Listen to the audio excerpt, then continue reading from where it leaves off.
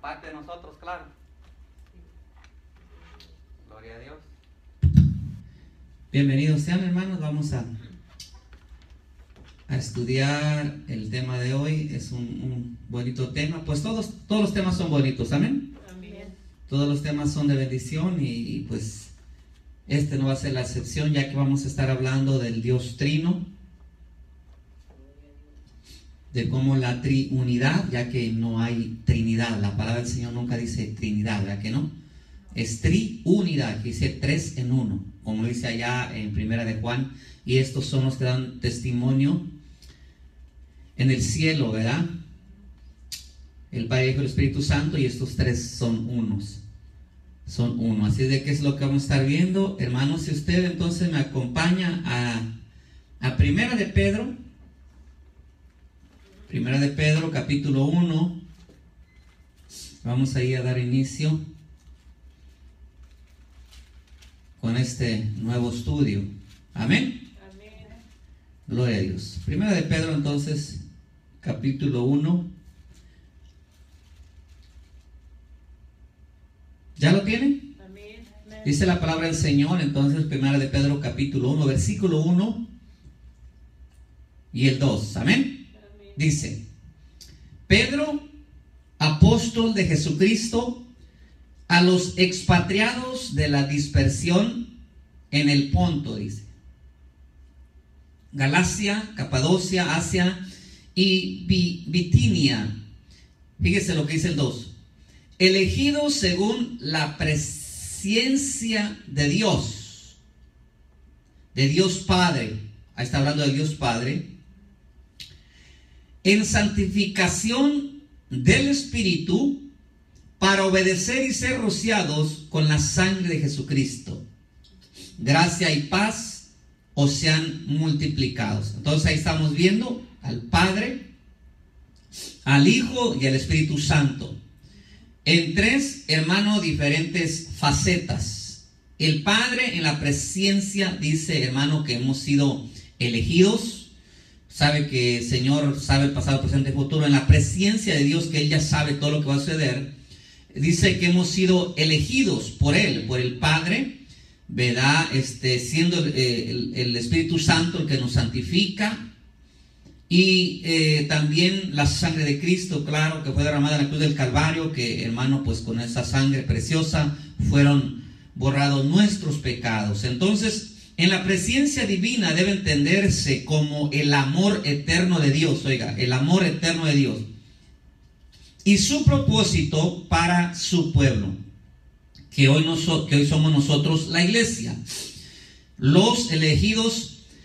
Entonces somos un conjunto de verdaderos creyentes, oiga, hermano, verdaderos creyentes, elegidos en armonía con la determinación de Dios de redimir la iglesia a través de la sangre de Jesucristo, mediante la obra santificadora del Espíritu Santo.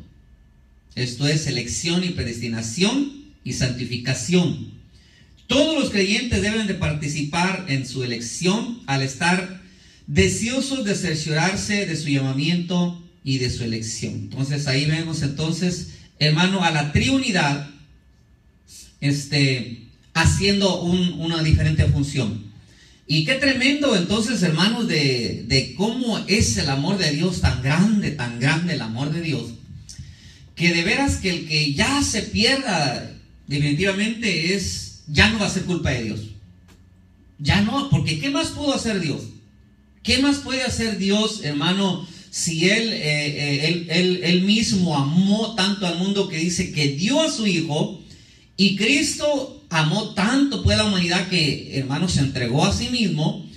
Y no tan solo, sino que mandaron al Espíritu Santo, hermano, que vamos a ver cómo los 3 son uno y cómo trabajan en diferente función, ¿verdad? Pero lo que estamos viendo entonces es cómo el amor de Dios es tan grande, mis amados hermanos, para la humanidad, que ya no se puede hacer otra cosa, pues, de lo que ya Dios hizo para salvar a la humanidad. Ya no se puede hacer otra cosa. ¿Qué más podría haber hecho Dios? Hermanos amados, grande amor de Dios para mandar a su Hijo unigénito, gran amor de Dios para mandar el Espíritu Santo, y todo con el mismo propósito. ¿Cuál es el propósito? De que nadie se pierda, de que todos, hermanos, seamos salvos. Sin embargo, el hombre, ¿verdad?, no quiere entregar su vida a Dios. Pero como le vuelvo a repetir, ya no va a ser culpa de Dios, ya no va a ser, hermano, de que Dios no haya querido que todos se salvaran, porque él es lo que dice la palabra, que Dios no quiere que nadie perezca, sino que todos procedan al arrepentimiento. Pero ahí, como le digo, ya pues es el hombre, ¿verdad?, que quiera o no quiera también aceptar el regalo de la salvación, hermano, tan lindo que Dios, hermanos amados, dio a toda la humanidad. Entonces somos elegidos según la presencia de Dios Padre en la santificación del Espíritu Santo para obedecer y ser rociados con la sangre de Jesucristo. Amén. Vamos entonces, hermano, a ver lo que nos dice el estudio de esta hermosa palabra. La palabra Trinidad, como le dicen algunos, hermano, en realidad no existe, no aparece ni una sola vez en la Biblia, porque no es Trinidad, es triunidad. Lo volvemos a repetir, es triunidad, tres unidos. No hay que, como dicen algunos, que, hermano, que son tres dioses. No, lo que pasa es de que ellos no entienden el misterio. Es más, y nosotros, hermano, muchas veces podemos entender los misterios de Dios. Por eso es de que la gente empieza, hermano, a preguntarse, ¿y quién es Dios? ¿Y quién hizo a Dios? ¿Y de dónde salió Dios? ¿Me entiende? Y la gente quiere resolver misterios, hermano, que nunca vamos a entender. Por eso es que esto no es, hermano, de entendimiento de mente. Esto es de fe. Que cuando uno, hermano, anda perdidísimo en el mundo del pecado y le presentan el evangelio de la salvación a uno y uno cree, entonces la vida de uno cambia. Y eso es entonces el testimonio que uno tiene que decir, como aquel ciego cuando le dijeron, ¿cómo es posible que un hombre pecador como Jesús te haya devuelto la vista? Le dijo, mire, yo no sé si es pecador o no es pecador. Lo único que yo sé es de que yo era ciego y ahora veo. ¿Verdad? Y es lo que nosotros podemos decir hoy cuando alguien nos quiera decir, y explícame quién es Dios. Ahí sacan, hermanos, esas cosas tan tontas. ¿Y quién fue primero, la gallina o el huevo? ¿Vea? Y se quieren quebrar la cabeza, y cierto, sí, ¿verdad? Porque tiene que haber un huevo para que nazca una gallina, ¿verdad? Pero también tiene que haber una gallina para que nazca el huevo. Entonces, y se quebra la cabeza. Tan fácil, hermano, el Señor hizo los animales. Claro que hizo la gallina primero, ¿verdad? Después la gallina tuvo el huevo. Pero, como digo, la gente quiere entender a un Dios, hermano, infinito, a un Dios de misterios. Inclusive Jesucristo mismo dice que es un misterio que solamente se le revela a aquellos que lo aceptamos. Y se nos revela entonces quién es el Señor Jesús. Se nos revela nuestra vida y viene y cambia nuestra vida. Y entonces hay cosas que por más que queramos entender en el reino de Dios, no las vamos a entender aquí. Por eso el Señor Jesucristo dijo, las cosas reveladas le pertenecen a los hombres, pero las ocultas le pertenecen a Dios. El mismo Señor Jesucristo dijo, hay cosas que ahorita no entienden ustedes, pero se les revelarán después. Entonces esto es un misterio, hermano, es el misterio del evangelio, ¿verdad? Y muchos se van a quebrar la cabeza diciendo, no, pero que, por ejemplo, los que no creen que hay, que el Padre, que el Hijo, dicen, no es cierto. Entonces, ¿cómo es que si Jesús es Dios, cómo que dejó el cielo solo? Y se quedan la cabeza, ¿verdad?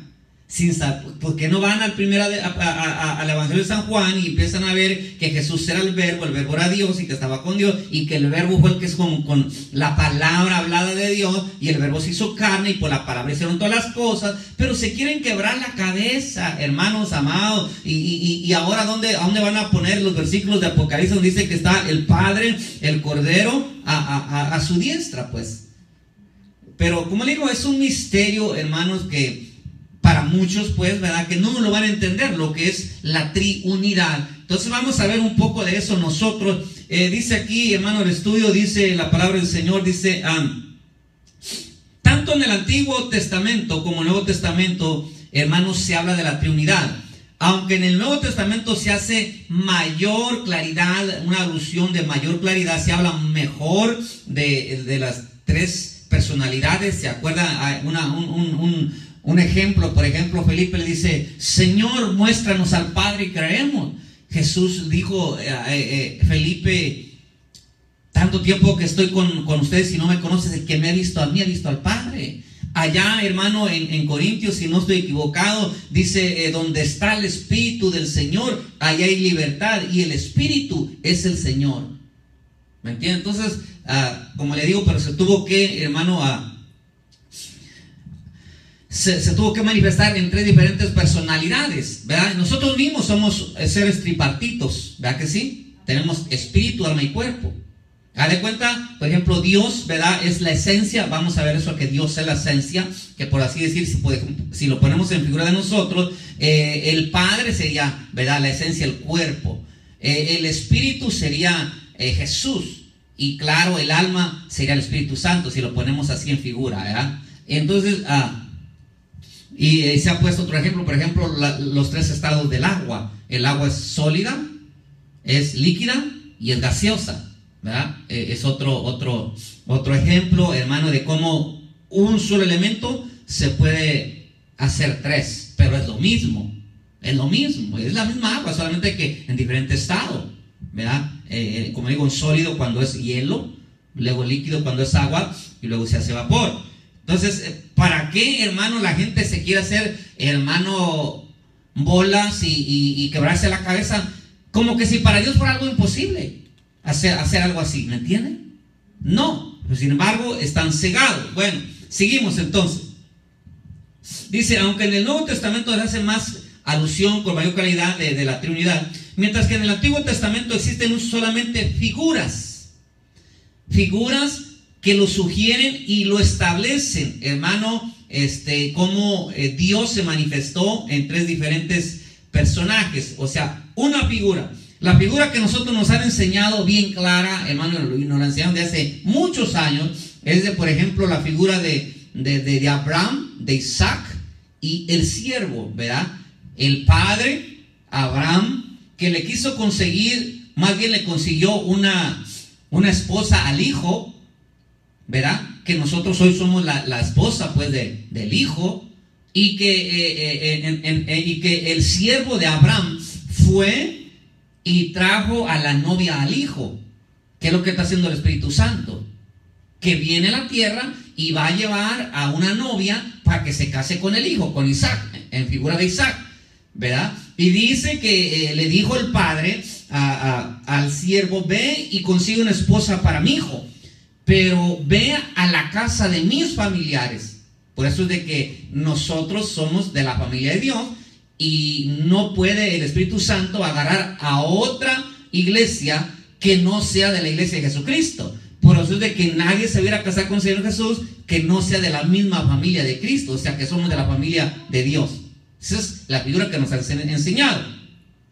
Otra figura también está ahí mismo, por ejemplo, con Abraham, con Isaac y con Jacob, ¿verdad?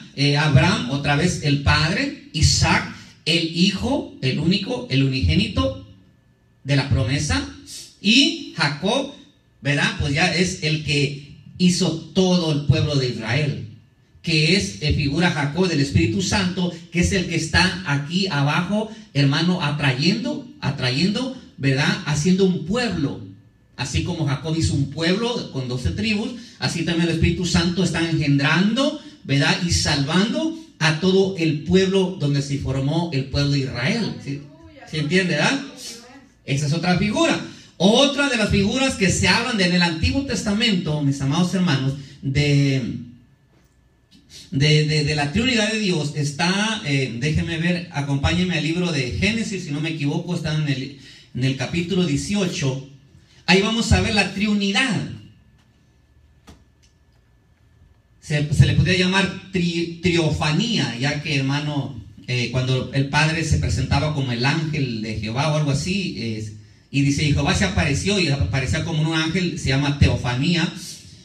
Por ejemplo, cuando Abraham nos dimos a Melquisedec es una cristofanía, porque él es sacerdote, ¿verdad? Y Cristo es un sacerdote. Entonces es una cristofanía. Melquisedec. Pero miren, Aquí está en el capítulo 18 de Génesis la triunidad, una triofanía, ¿verdad? Del Padre, Hijo y Espíritu Santo, en una figura, pues, dice